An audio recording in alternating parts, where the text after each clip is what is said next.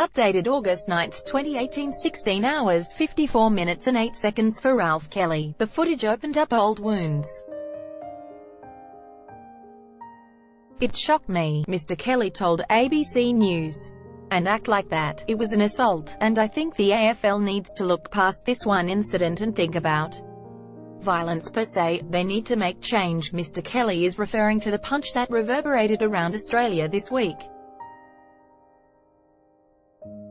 West Coast Eagles star Andrew Gaff's king hit on Andrew Brayshaw on the grass at Perth Stadium on Sunday afternoon has been talked about and assessed on every angle, from sports panel shows to social media and beyond. Some have called for a red card system to be introduced to the AFL, others went further, calling for criminal charges, while on the flip side, some footy fans argued the outrage was an overreaction and a bit of biffa was just part of the game. Yet, if anyone is in a place to assess the impact of random acts of violence, Mr. Kelly is it.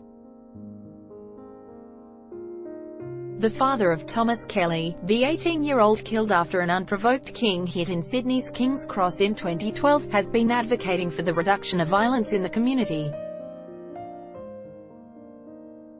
He said the footage of the incident took him back to that night, and made him ask, once again, why do we have these unexpected acts of violence on people? Today he called on the AFL to step up, and has written a letter to AFL Chief Executive Gillon McLachlan calling for action. "The football field should not be immune," he said. "The bigger picture in all of this is that what we see on television and on social media takes it in the whole of our community right across Australia. Young impressionable children are watching these videos, and what it does is normalizes violence. An act of violence on a football game, or any oval, is going right across the community, and it is making it seem like it's a normal act, like it's a part of everyday life." Mr. Kelly said this normalization stemmed from the AFL's unwillingness to categorically stamp out on-field violence. And the anti-violence campaigner said the fact that Gaff revealed in post-match interviews that he wanted to punch him in the chest, rather than the mouth, sent out the wrong message. AFL, happy with current system so far. The AFL has resisted calls to introduce a red card system or stamp out the on-field niggle that Mr. Kelly said contributed to the normalization of violence.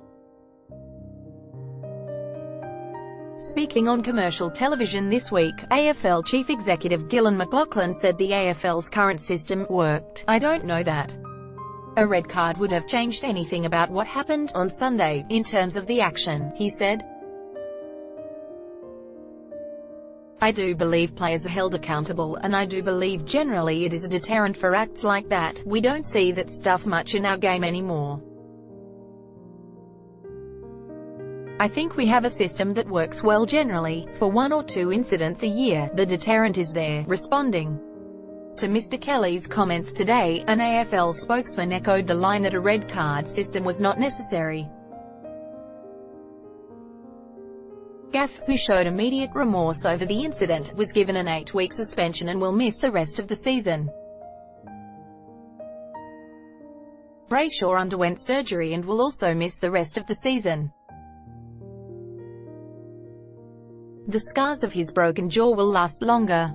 What's going to change? For Mr. Kelly, it is about the bigger picture. "There's no difference between a punch on the field and a punch on the street, to me," he said. "In our case, we lost a son to a random act of violence on the street. It was really lucky that Brayshaw wasn't more severely injured. The outcome could have been much worse. There's nothing to say a death couldn't happen, and until the AFL's acts, what's going to change?" Topics: Sport, Australian Football League, Community and Society. Sydney 2000, New South Wales. First posted August 9, 2018, 13 hours 54 minutes and 20 seconds.